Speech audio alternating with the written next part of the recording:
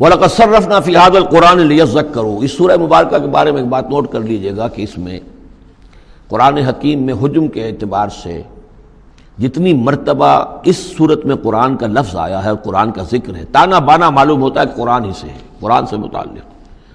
پہلے ہی رکوع میں تھا ان ھذا القرآن یہدی للتی ہی اقوم ویبشر المؤمنین الذین یعملون الصالحات ان لهم اجرا حسنا اجرا کبیرا۔ تو اب اسی طریقے سے آپ دیکھیں گے بار بار قرآن کا ذکر آئے گا۔ وَلَقَدْ صَرَّفْنَا فِي هَذَا الْقُرْآنِ لِيَذَّكَّرُوا، ہم نے تو اس قرآن کے اندر اپنی آیات کو تصریف گردش کے اندر رکھا ہے، مختلف اسلوبوں سے بیان کیا ہے تاکہ یہ سوچیں، غور کریں، سبق حاصل کریں۔ وَمَا يَزِيدُهُمْ إِلَّا نُفُورًا، ان بدبختوں کی بدبختی یہ ہے کہ اس میں ان کے اندر اضافہ ہو رہا ہے نفرت کے اندر، بھاگ ہی رہے ہیں، دور ہی ہو رہے ہیں۔ قُلْ لَوْ كَانَ مَعَهُ آلِهَةٌ كَمَا يَقُولُونَ، اے نبی ان سے کہیے کہ اگر اللہ کے ساتھ اور بھی آلہہ ہوتے جیسے کہ یہ کہہ رہے ہیں، اِذًا لَابْتَغَوْا إِلَىٰ ذِي الْعَرْشِ سَبِيلًا، تو وہ بھی تو ذی العرش کی طرف کوئی راستہ تلاش کرتے۔ یعنی یہ کہ اگر کوئی اور آلہہ ہوتے تو کیا ان کے دل میں یہ تمنا نہ ہوتی کہ سب سے بڑا الہ میں کیوں نہ بنوں؟ راجے مہاراجے چھوٹے ہوتے ہیں، بڑا مہاراجا چھوٹے راجے، چھوٹے راجوں کے اندر پھر وہ امنگ پیدا ہوتی ہے کہ نہیں ہوتی کہ کیوں نہ میں ہی مہاراجا بنوں؟ ایک شہنشاہ ہے، اس کے تحت بہت سے لوگ ہیں، نواب ہیں، گورنر ہیں، تو کیا تم دیکھتے نہیں بسا اوقات گورنر جو ہے وہ سرکشی کرتا ہے اور وہ چاہتا ہے کہ خود وہ بادشاہ بنے، اس کے بھی تو دو ہاتھ دو پاؤں ہیں، کیا ہے اس کے پاس؟ تو وہ چاہتے ہیں کہ کوئی نہ کوئی صورت اختیار کریں کہ وہ بغاوت کریں، اور اس دنیا کے اندر پھر امن اور سکون اور چین، اس کائنات کے اندر نظم کیسے قائم رہتا؟ سبحانہ و تعالی، بہت پاک ہے وہ، بہت بلند و برتر ہے، اما یقولون، ان باتوں سے جو یہ کہہ رہے ہیں، علوا کبیرا، اور اس کی بلندی بہت بلند ہے۔ تسبح له السماوات السبع والارض، اس کی تسبیح میں لگے ہوئے ہیں ساتوں آسمان اور زمین، ومن فیہن، اور جو بھی ان میں ہے۔ یہ تسبیح قولی بھی ہو سکتی ہے، اس لیے کہ اس میں آگے آ جائے گا وَلَٰكِن لَا تَفْقَهُونَ تَسْبِيحَهُمْ، تم اس کی تسبیح کو نہیں جان سکتے، سمجھ نہیں سکتے۔ ہر شے کو اللہ نے زبان دے رکھی ہے، جیسے حامد سجدہ میں ہم پڑھیں گے انطقنا اللہ الذی انطق کل شیء، ہر شے کی کوئی زبان ہے اور وہ اپنی زبان سے اللہ کی تسبیح کر رہی ہے۔ لیکن ایک چیز ہماری سمجھ میں بھی آتی ہے کہ ہر شے اپنے وجود سے گویا کہ اعلان کر رہی ہے کہ میرا صانع، میرا مالک، میرا خالق وہ ہر عیب سے پاک ہے، وہ اپنے وجود سے۔ جب تصویر جو ہے وہ مصور کے کمال فن پر گواہی دیتی ہے، میرا بنانے والا بڑا کامل فنکار ہے، تصویر گویا کہ اپنے مصور کی عظمت کا اظہار کر رہی ہے۔ تو اس کائنات کی ہر شے گویا کہ زبان حال سے اللہ کی تسبیح کر رہی ہے۔ وَإِن مِّن شَيْءٍ لَّا يُسَبِّحُ بِحَمْدِهِ، کوئی شے نہیں ہے مگر یہ کہ وہ تسبیح کرتی ہے اللہ کے حمد کے ساتھ، وَلَٰكِن لَّا تَفْقَهُونَ تَسْبِيحَهُمْ، لیکن تم اس کی تسبیح کو سمجھ نہیں سکتے۔ انہ کان حلیما غفورا، یقینا اللہ حلیم ہے، تحمل والا ہے، فوراً نہیں پکڑتا، غفور ہے، بخشنے والا ہے۔ وَإِذَا قَرَأْتَ الْقُرْآنَ، پھر دیکھیے قرآن کا تذکرہ ہے۔ اے نبی جب آپ قرآن پڑھ کر انہیں سناتے ہیں جعلنا بینک وبین الذین لا یؤمنون بالآخرۃ حجابا مستورا، تو ہم آپ کے اور ان لوگوں کے مابین کے جو آخرت پر یقین نہیں رکھتے، ایمان نہیں رکھتے، ایک غیر مرئی پردہ حائل کر دیتے ہیں۔ پردہ حائل کیوں ہوا ہے؟ کیونکہ وہ آخرت کو مانتے ہی نہیں، تو متوجہ ہے ہی نہیں، سنجیدگی ہے ہی نہیں، لاؤبالیانہ پن ہے، بابر وحش کوش کے عالم دوبارہ نہیں، اس تو توجہ سے کاہے کو سنیں گے؟ لیکن اس کو اللہ تعالیٰ اپنی طرف تعبیر کر رہے ہیں، اس قانون فطرت کے مطابق چونکہ ہے، ہم ڈال دیتے ہیں ان کے اور آپ کے مابین ایک غیر مرئی پردہ۔ نتیجہ کیا نکلتا ہے؟ وَجَعَلْنَا عَلَىٰ قُلُوبِهِمْ أَكِنَّةً، ان کے دلوں کے اوپر بھی ہم غلاف چڑھا دیتے ہیں، پردے ڈال دیتے ہیں، یفقہوہ، کہ وہ اسے سمجھ نہ پائیں، وفی آذانہم وقرا، ان کے کانوں کے اندر ثقل پیدا کر دیتے ہیں۔ وَإِذَا ذَكَرْتَ رَبَّكَ فِي الْقُرْآنِ وَحْدَهُ، اور جب آپ قرآن مجید میں اپنے پروردگار کا ذکر کرتے توحید کے ساتھ، اکیلے اسی کا، وَلَّوْا عَلَىٰ أَدْبَارِهِمْ نُفُورًا، تو وہ اپنی پیٹھیں موڑ کر چل دیتے ہیں بدک کر کے۔ یہ کیا، ایک ہی اللہ، ایک ہی اللہ، ایک ہی اللہ کی رٹ لگا رکھی انہوں نے، اور آلہہ بھی تو ہیں، آخر ان کا بھی کچھ ذکر کریں، کبھی ان کا بھی بارے ان کا بھی بیان ہو جائے، لیکن نہیں، یہ تو ایک ہی اللہ کی رٹ لگاتے ہیں، تو وہ بالکل بدک کر چلے جاتے ہیں۔ نحن اعلم بما یستمعون به اذ یستمعون الیک، اور جب اے نبی یہ آتے ہیں آپ کے پاس اور توجہ سے بیٹھ کر سنتے ہیں تو ہمیں خوب معلوم ہے یہ کیا سنتے ہیں۔ میں عرض کر چکا ہوں اس کا پس منظر کہ وہ اپنے عوام پر یہ اثر ڈالنے کے لیے کہ یہ لوگ تو بڑے مخلص ہیں، سمجھنا چاہتے ہیں، پھر ہمارے ذہین ہے، انٹیلیجنسیا ہے ہمارا، یہ ہمارا ایلیٹ ہے، تو یہ جا کر سوچتے ہیں پھر آخر کوئی بات نہیں ہوگی محمد کے پاس، کہ یہ لوگ جو ہیں پھر خالی ہاتھ واپس آتے ہیں۔ ہمیں خوب معلوم ہے جو یہ سننے کے لیے آتے ہیں آپ کے پاس، تو کیا سننے آتے ہیں؟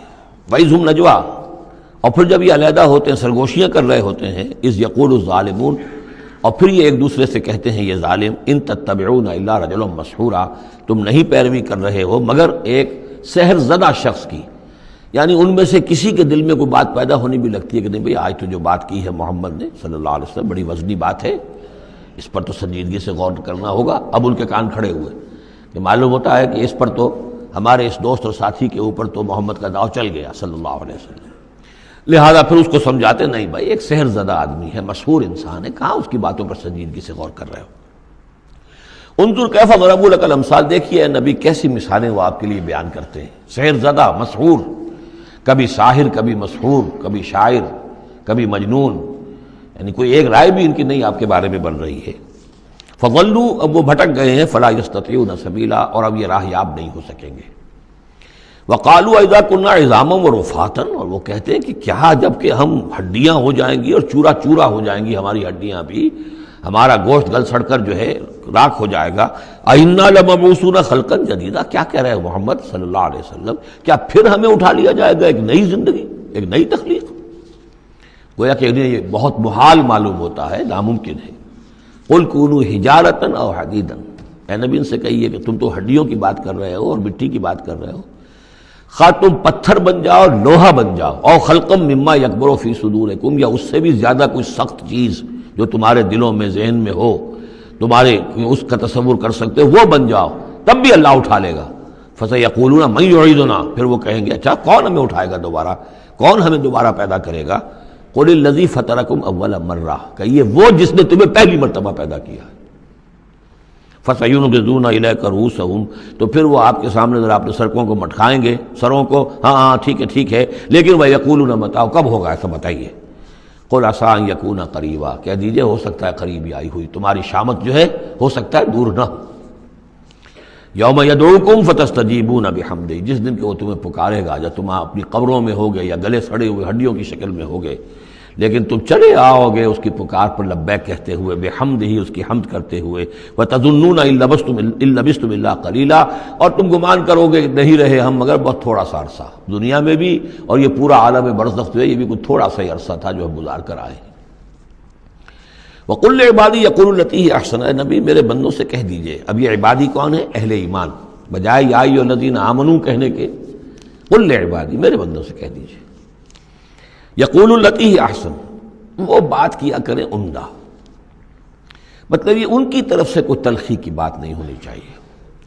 اب ان لوگوں کے آباء و اجداد سے بنے ہوئے ان کے خیالات ہیں، عقائد ہیں، ان کی ریتیں ہیں، ان کی رسمیں ہیں، ان کی حمیت ہے، ان کی غیرت ہے، عوام میں جہالت ہے، ان کے چودھریوں میں اپنے مفادات، اپنی حیثیت، اس کا احساس ہے، لہذا یہ تمام رکاوٹیں جو ان لوگوں کے راستے میں حائل ہیں ان کا خیال کریں، تو اپنا جو داعی جو ہے اس کے اندر تحمل ہونا چاہیے، حلم ہونا چاہیے، داعی کہیں مشتعل نہ ہو۔ قل لعبادی یقولوا التی ہی احسن، انہیں بات کرنی چاہیے عمدہ۔ ان الشیطان ینزغ بینہم، یقین شیطان تو چاہے گا کہ ان کے درمیان کوئی لڑائی شروع کرا دے، ہاتھا پائی شروع کرا دے۔ ان الشیطان کان للانسان عدوا مبینا، یقیناً شیطان جو ہے وہ تو انسان کا کھلا دشمن ہے ہی۔ ربکم اعلم بکم، تمہارا رب تم سے خوب واقف ہے۔ ان یشاء یرحمکم، وہ چاہے گا تو تم پر رحم فرمائے گا، اور یشاء یعذبکم، چاہے گا تمہیں عذاب دے گا۔ وما ارسلناک علیہم وکیلا، اور نبی ہم نے آپ کو ان پر کوئی داروغہ بنا کر نہیں بھیجا ہے کہ آپ ذمہ دار ہیں ان کو ہدایت پر لانے کے، نہیں، یہ معاملہ ہر شخص کا اپنا ہے، ذاتی ہے، his own choice۔ وَرَبُّكَ أَعْلَمُ بِمَنْ فِي السَّمَاوَاتِ وَالْأَرْضِ، اور اللہ آپ کا رب خوب جانتا ہے ان تمام چیزوں کو کہ جو آسمان میں ہے اور زمین میں ہے۔ وَلَقَدْ فَضَّلْنَا بَعْضَ النَّبِيِّينَ عَلَىٰ بَعْضٍ، اور ہم نے بعض انبیاء کو بعض انبیاء پر فضیلت دی ہے۔ اب چونکہ یہ مسئلہ وہی ہے، آخری دور ہے مکے کا، اور وہ خبریں پہنچ چکی ہیں، اور یہ صورت بنی اسرائیل کے تاریخ سے شروع ہو رہی ہے، تو اب ظاہر بات ہے کہ ایک مسئلہ اٹھ کھڑا ہوگا کہ آیا موسیٰ افضل ہے یا محمد افضل ہے، یا یہ کہ عیسیٰ افضل ہے یا محمد افضل ہے صلی اللہ علیہ وسلم علیہ الصلاۃ والسلام۔ تو یہاں پر مسلمانوں کو اس دعوت اور تبلیغ کے جو تقاضے ہیں ان کے حوالے سے کہ اس بحث میں تم نہ پڑو۔ اگر اس بات کو تم زیادہ زور دو گے ان میں حمیت پیدا ہو جائے گی، جیسے ہمارے ہاں وہ کھڑے ہو کر الاپتے ہیں سارے نبیوں سے افضل ہمارا نبی، ٹھیک ہے وہ ہے افضل، لیکن خود انہوں نے کہا ہے کہ مجھے یونس ابن متہ پر بھی فضیلت مت دو، حضور کے صحیح حکم کی خلاف ورزی کرتے ہیں جو یہ کہتے ہیں افضل، اس میں کوئی شک نہیں، لیکن یہ کہ اس افضلیت کا اس طریقے کا چرچا کرنا جو ہے اس سے دوسروں کے اندر ایک جو ہے منفی کیفیات پیدا ہوتی ہیں۔ اس حوالے سے حضور کی حدیث ہے یہ، مجھے یونس ابن متہ پر بھی فضیلت مند ہو۔ یونس وہ ہیں رسولوں میں سے ایک ہی رسول ہیں دنیا میں جنہیں کچھ اللہ نے سزا دی ہے، پکڑ ہوئی ہے، اور کسی کا معاملہ نہیں۔ یہ سورہ یونس میں ہم دیکھا ہے، تو آپ نے فرمایا مجھے یونس پر بھی فضیلت مند ہو، اس لیے کہ اس بات میں مت پڑھو وَلَقَدْ فَضَّلْنَا بَعْضَ النَّبِيِّينَ عَلَىٰ بَعْضٍ، ہم نے بعض انبیاء کو بعض انبیاء پر فضیلت دی ہے، بس اصولی بات ہے، تِلْكَ الرُّسُلُ فَضَّلْنَا بَعْضَهُمْ عَلَىٰ بَعْضٍ۔ اب یہاں دیکھیے خاص طور پر پھر ان کے نبی کا ذکر کیا جا رہا ہے، وَآتَيْنَا دَاوُودَ زَبُورًا، ہم نے داؤد کو زبور عطا کی تھی۔ ہم ان انبیاء اور رسل کے جو عظمتیں ہیں، ان کے جو مقامات ہیں، ان کے اعتراف میں، ان کے اعلان میں کوئی ہمیں کوئی باک نہیں، ہمیں کوئی جھجک نہیں۔ قُلِ ادْعُوا الَّذِينَ زَعَمْتُم مِّن دُونِهِ، کہیے ان سے کہ پکارو انہیں جنہیں تم سمجھتے ہو کہ اللہ کے سوا کوئی معبود ہے، کوئی کار مختار وہ بھی ہیں۔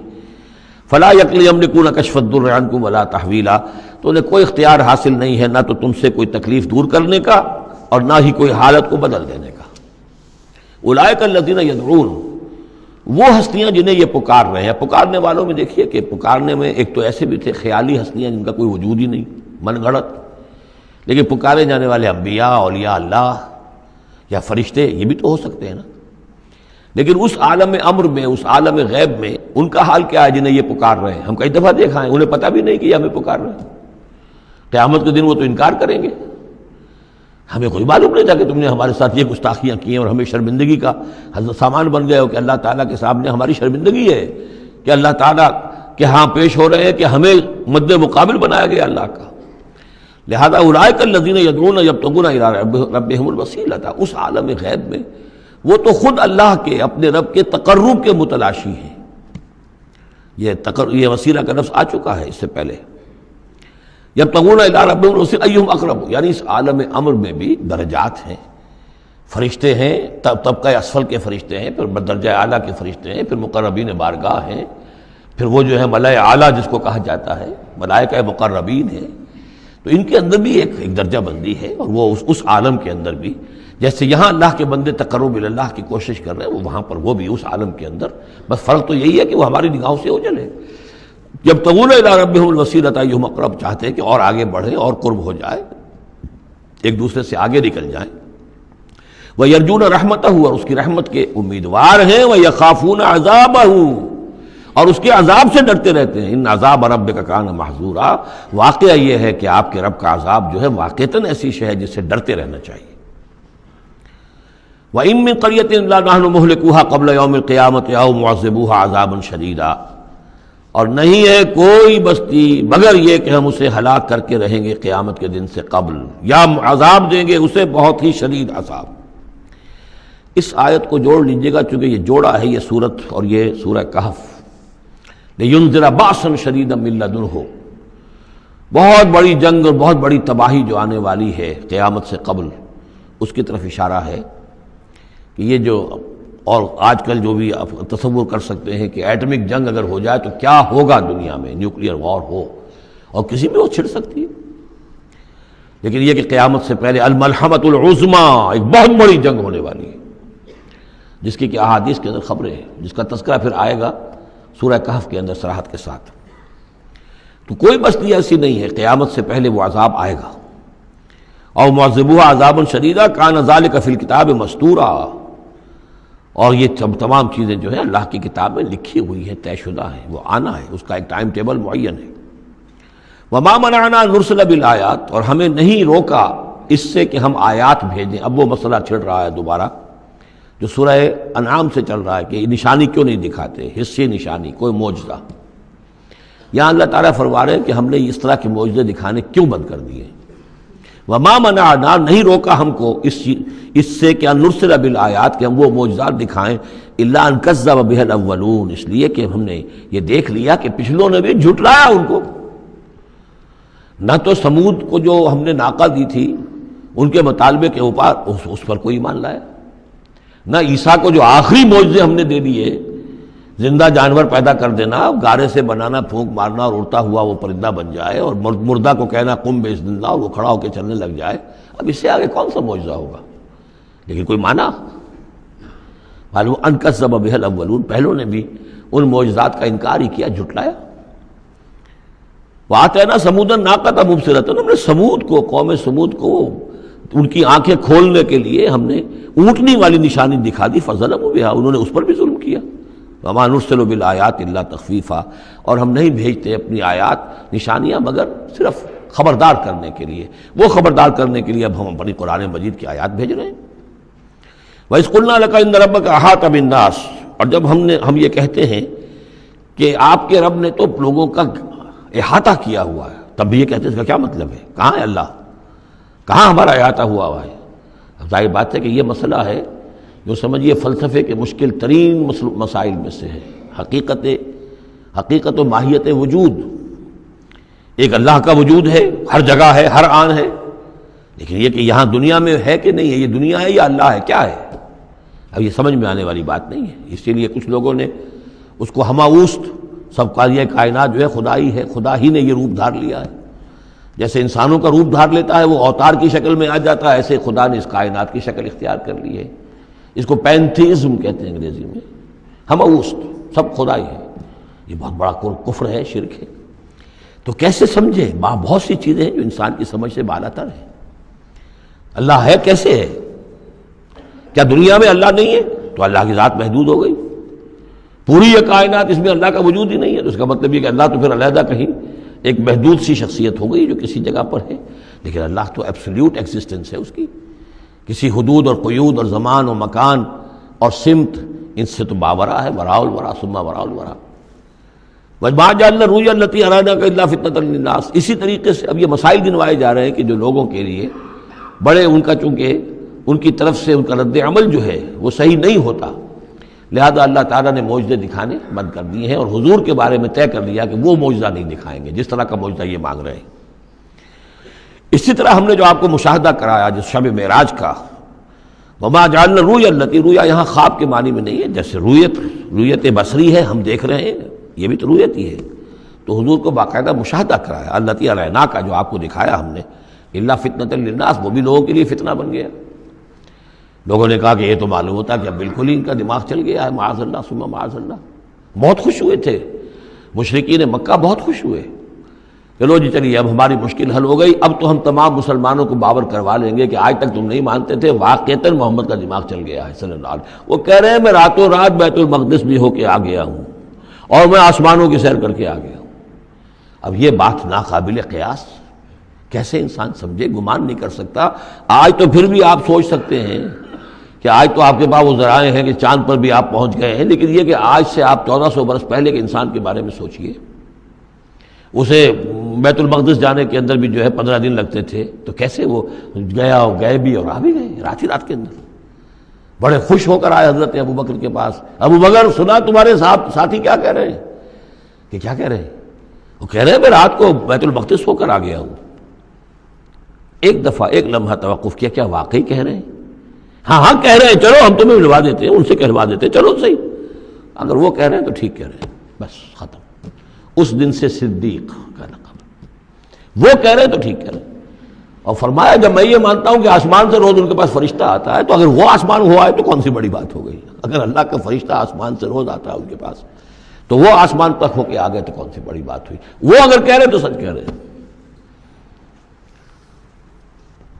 مستند ہے ان کا فرمایا ہوا، وما جعلنا الرؤيا التي اريناك الا فتنة للناس، یہ بھی لوگوں کے لیے فتنہ بن گیا۔ وشجرة الملعونة في القرآن، اسی طرح ایک مثال ہے قرآن مجید میں زقوم کے درخت کا ذکر آتا ہے کہ وہ درخت جو ہے وہ عین جہنم کے اس کے تہ کے اندر اس کی جڑ ہوگی، وہاں سے وہ درخت کیسا ہوگا؟ آگ کے اندر درخت، ہاؤ از اٹ پاسبل؟ اب یہ زقوم کا یہ بھی ان کے لیے ایک فتنہ بن گیا۔ اب یہ چیزیں نہیں جانتے کہ اس عالم کا کہ جو فزیکل لاز ہے وہ اور ہوں گے، مختلف ہوں گے، اس آگ کی نوعیت اور ہے، وہ آگ یہ نہیں ہے، وہ آگ جو ہے اس کی حیثیت ہی کچھ اور ہے۔ تو فرمایا وَالشَّجَرَةُ الْمَلْعُونَةُ فِي الْقُرْآنِ، اور جس قرآن مجید میں جس ملعون شجر کا ذکر ہے، وَنُخَوِّفُهُمْ، لیکن یہ ساری باتیں ہم انہیں بتاتے ہیں خبردار کرنے کے لیے. فما یزیدہم الا طغیانا کبیرا. اب یہ ان کی بدبختی ہے کہ ان تمام چیزوں سے ان کے اندر سرکشی ہی کے اندر اضافہ ہو رہا ہے، بڑھتے چلے جا رہے ہیں سرکشی.